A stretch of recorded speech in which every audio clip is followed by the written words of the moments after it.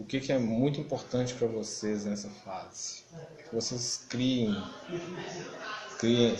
vocês se apropriem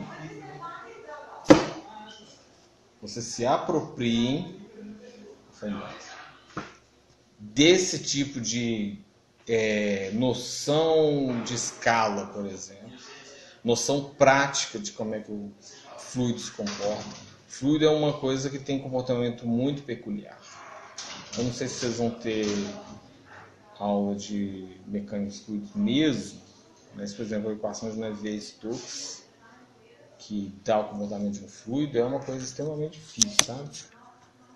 De lidar, porque tem algumas propriedades de campo vetorial que não são triviais em outros campos, entendeu? Não tem características de outros campos. E principalmente é muito importante para vocês, hoje em dia, porque, por exemplo, o Brasil vive um déficit na área de saneamento que é gritante. Entendeu?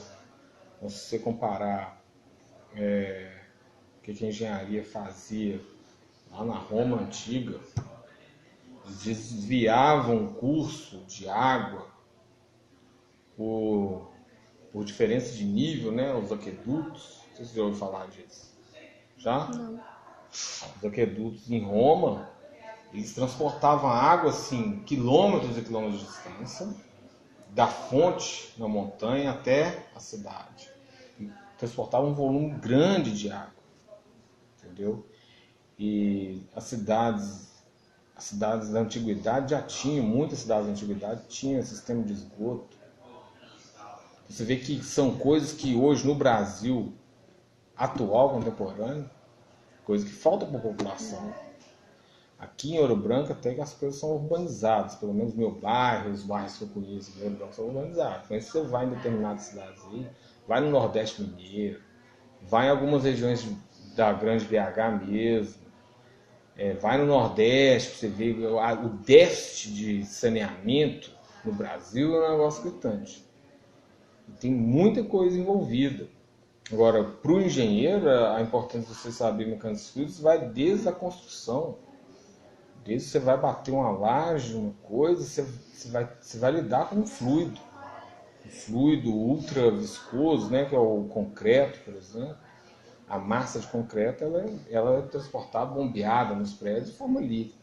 A construção no Brasil ainda está, a construção civil no Brasil ainda está no século XIX, digamos, a gente se baseia demais no concreto. Né? Então já vai por aí. Agora, além disso, você vai fazer uma represa, você vai fazer uma contenção lá em casa, por exemplo. Em casa eu tinha um problema, que eu moro em siderurgia, no fundo da minha casa, como é que era o sistema lá? Lá não tem captação de água pluvial na rua.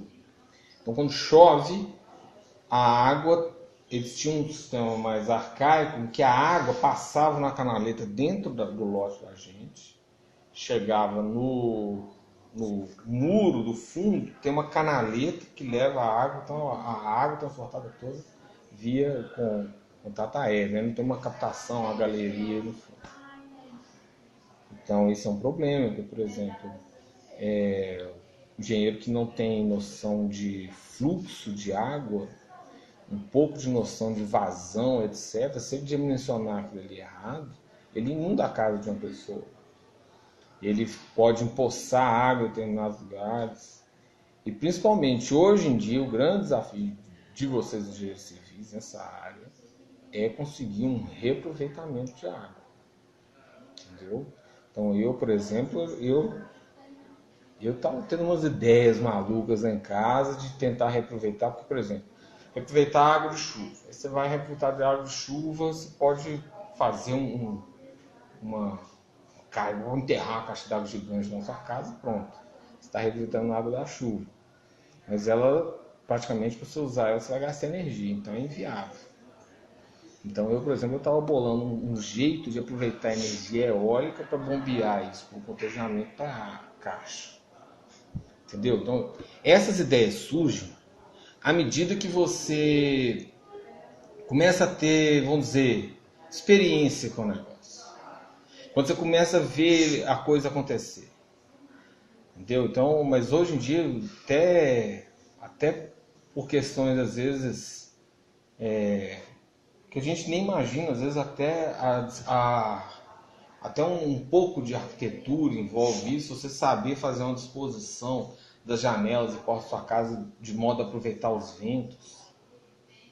Isso tudo, quando você é um engenheiro, à medida que você estuda, você passa a ter atenção com aquilo ali. Você está entendendo? Então, por exemplo, lá, eu não sei se é na Arábia Saudita, eles estão construindo, ou já construíram, uma cidade que é completamente autossustentável. O que significa ser totalmente autossustentável? Ela gera a própria energia que ela gasta. Ela não gasta nada de fora.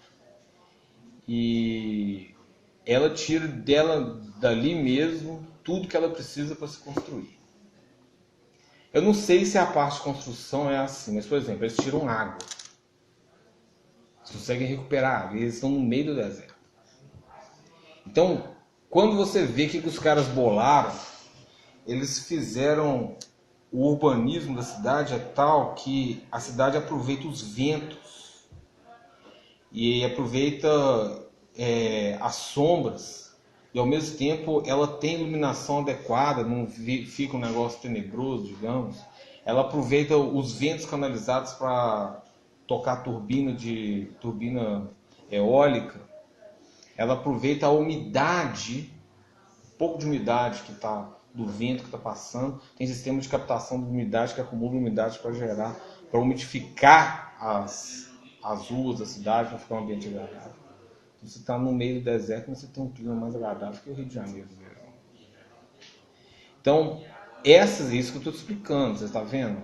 Uma simples questão de saber canalizar o vento, de saber usar a energia do vento. Isso tudo tem a ver com a mecânica dos fluidos. Entendeu? Se você for pensar o princípio básico dessas turbinas eólicas, é o processo da turbina do avião ao contrário.